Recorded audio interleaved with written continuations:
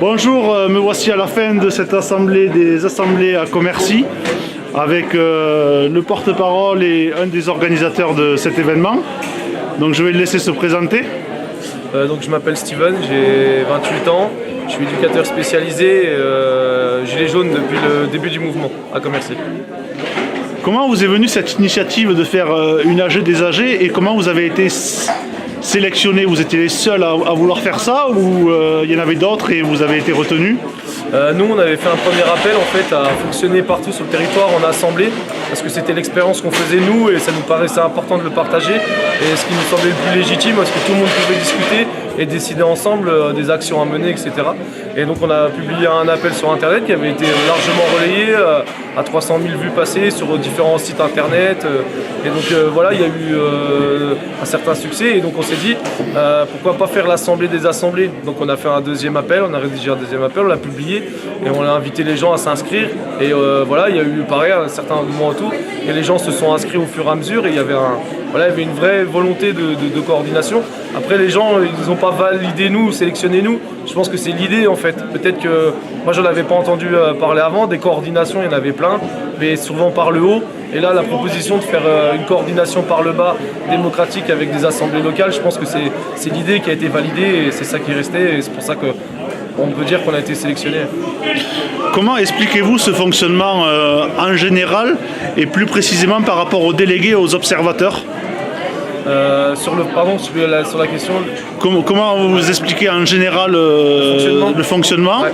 Et aussi par rapport aux observateurs et aux délégués, les rôles Qui sont venus ici. Ouais, alors du coup, nous on a appelé à ce que les assemblées elles désignent 2 représentants, 2 porte-parole, et qui seraient vraiment que les porte-parole de leurs assemblées, qui n'avaient pas pouvoir de décision. On avait envoyé en fait une liste de travail entre guillemets à faire sur le recueil de revendications, sur les suites à donner au mouvement sous forme de différentes questions. Et les représentants, les porte-parole devaient remonter ça à l'Assemblée et faire des allers-retours. Après les observateurs, ils sont venus pour un petit peu observer, voilà. Et donc là aujourd'hui, hier et aujourd'hui, cette Assemblée-là, elle n'a pas pris de décision concrète sur des actions à mener, elle a fait surtout des propositions, du dialogue et de la mise en commun des expériences. Et donc de ça, on a fait un appel. Et surtout, ce qu'il faut, c'est garder le contact et réussir à créer cette coordination avec de la communication. Et c'est surtout ça qu'il faut retenir, c'est qu'on est dans une réelle volonté de créer une coordination nationale, mais démocratique et par la base. Que pouvez-vous dire sur ce week-end? Vous en êtes plutôt satisfait? La première édition? C'est juste magique en fait, c'est impensable ce qui s'est passé pour nous parce qu'en fait on est une toute petite localité et on est une petite assemblée quotidienne. Maintenant on est passé à tous les 2 jours de 30 à 50 personnes. Voilà, on n'a pas l'impression d'avoir une légitimité plus que ça par rapport à d'énormes villes où ils sont dans des comités de communes à des centaines de milliers d'habitants. Et puis voilà, modestement, nous on a créé notre assemblée et là ce qui s'est passé depuis le début en arrivée là, c'est juste énorme et impensable pour nous. On est super fiers de ce qu'on a réussi à faire et surtout super fiers qu'enfin c'est une idée qui est suivie et pas une personne qui porte des idées ou une parole qui n'est pas légitime quoi. Donc on est vraiment satisfait du week-end. Les gens ils ont été super cool, c'était vraiment des gens formidables et on a pu discuter, échanger et c'était vraiment sympa. Voilà, et on repart avec encore plus d'espoir, on est reboosté à fond et je pense que voilà, le mouvement s'arrêtera pas parce que là il y a vraiment quelque chose de posé. Il y a quelque chose de posé et qui tiendra et qu'on n'arrêtera pas de s'y les choses que vous auriez à revoir ou que vous trouvez négatif qu'il y a pu avoir ce week-end? Alors, pas quelque chose de négatif, mais c'est plutôt une constatation, c'est que la démocratie ça prend du temps et énormément de travail. Là où on n'est pas satisfait à 100%, c'est qu'on n'a pas réussi à avoir le maximum de retours sur les revendications et à pouvoir statuer sur une liste. On a fait une synthèse et en fait le but c'était de recueillir les revendications des groupes, faire une synthèse de tout ça, les renvoyer dans les groupes que les groupes locaux les valident et que les porte-paroles puissent valider ces revendications-là. Et on se rend compte que ça prend du temps et que du coup, pour valider toutes ces revendications-là et pouvoir les porter vraiment de manière légitime, il y a encore du travail à faire. Il faut encore rechercher des revendications sur le terrain, il faut encore refaire des remises en commun et pour qu'elles soient le plus légitimes possible et représentatives des Gilets jaunes et pas simplement de cette assemblée qu'il y avait là aujourd'hui. Est-ce que vous avez eu des points de vue d'observateurs, de délégués, de gens qui ont participé à ce week-end ? Les observateurs sont venus, ils se sont dit mais c'est un truc génial. Ils disent voilà, nous on voulait voir absolument ça.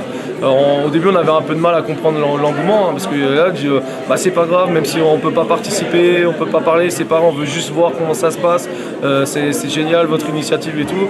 Il y a aussi pas mal de journalistes aussi qui sont venus. Il y a un certain intérêt et puis ça a été aussi valorisé. On a déjà des retours des articles et tout. C'est super quoi. Il y a que des bons retours positifs. Après, est-ce que ça sera un fondement de quelque chose et qui nous mènera plus loin dans la lutte? On l'espère. Après, on l'a décidé, ça se fait. Et si ça va plus loin, tant mieux. Vous avez une cabane à Commercy aussi qui est sur le front depuis début novembre. Ouais. Avec un feu qu'on a vu au village. Ouais. Et vous l'avez très peu évoqué pendant ce week-end, c'est quand même la force de Commercy, c'est elle qui a permis que vous en soyez là, plus ou moins. Il y a deux choses en fait, c'est qu'au début on était sur les stations essence, donc un rond-point et un supermarché, deux points stratégiques dans la ville, sur les points de blocage.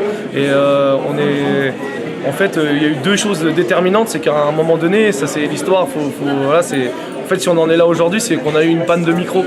Et en fait, au bout de quelques AG, on faisait des AG tous les soirs pour savoir ce qu'on faisait le lendemain. Et un soir, c'était moi qui étais au micro souvent et faire des propositions. Est-ce que vous êtes d'accord? Oui, parce qu'on était sur le principe de vote. Et puis un soir, dans le froid aussi. Ouais, dehors et tout. Et puis on a plus eu de micro et on s'est tous mis au même niveau à discuter, à échanger. Qu'est-ce qu'on peut faire? Moi je pense qu'on devrait faire ci, toi ça. Moi je suis pas d'accord. On s'est mis à discuter et c'est comme ça qu'est née la vraie première assemblée démocratique entre guillemets, avec un échange entre les gens. Et c'est ça qui est d'une panne de micro. Et la cabane, c'est pareil, c'est une histoire. On veut faire une cabane sur le rond-point, les gendarmes nous interdisent. On dit de toute façon on l'a voté en assemblée, écoutez nous on va la faire. Donc le commandant il appelle le maire, il dit autorisez-les à la faire en ville, parce qu'on avait aussi la volonté d'en faire une en ville. Et ils nous ont dit oui en espérant qu'on parte des ronds-points. Et du coup depuis on a cette autorisation officielle là. Et la cabane elle est au centre-ville. Et ça a été un choix pareil en accident, et c'est ce qui a déterminé la suite. En fait parce que c'est là-bas qu'on a pu construire notre assemblée, travailler, discuter ensemble et puis peaufiner en fait le fonctionnement avec un homme, une femme qui anime et tout. On est toujours en train de travailler sur vraiment pour perfectionner l'assemblée. Et voilà, c'est tout ça qui a donné ça aujourd'hui finalement. C'est ce qu'on a essayé de transposer aussi du coup à l'Assemblée des Assemblées. Donc vous avez réussi à faire presque tout le programme, il aura manqué juste une petite manifestation symbolique. Ouais. On avait en fait, pour tout vous dire, il y a la Marée Jaune en Lorraine qui a fait toutes les préfectures. Et c'est des personnes qui ont mis ça en place pour unir la Lorraine et faire les préfectures. Et puis maintenant on fait d'autres villes du département de la Lorraine. Et ils avaient proposé de venir sur Commercy le même jour, mais on ne voulait pas qu'il y ait d'amalgame entre la réflexion et l'action, même si les deux pour nous sont vraiment clairement importants, parce que l'un ne va pas sans l'autre. Mais voilà, s'il y avait eu des débordements ou quelque chose comme ça, on ne voulait pas donner une image négative vraiment à cette Assemblée des Assemblées qui veut vraiment donner une image de cohésion, de construction et de coordination. Donc c'était important pour nous qu'il n'y ait pas quelque chose qui vienne entacher cette journée. Ok, mais si vous avez quelque chose à rajouter, un site internet peut-être ou autre? Alors pour l'instant c'est pareil, c'est tout ça sans pour parler. On est surtout sur Facebook parce que c'est l'outil qui est vachement utilisé par la population. Donc le groupe c'est Gilets jaunes Commercy. Sinon on a une adresse mail aussi, c'est gilets jaunes au pluriel commercy@gmail.com. Et puis voilà, s'il y a des gens qui veulent réagir, demander des choses, prendre contact avec nous, parce qu'il va y avoir l'appel. On a fait un appel de l'Assemblée des Assemblées et donc du coup je pense qu'on va aussi avoir pas mal de retours par rapport à ça. Il y aura, j'ai cru comprendre, une deuxième Assemblée des Assemblées, peut-être à Saint-Nazaire. Ouais. dans 2 mois, certainement à Saint-Nazaire.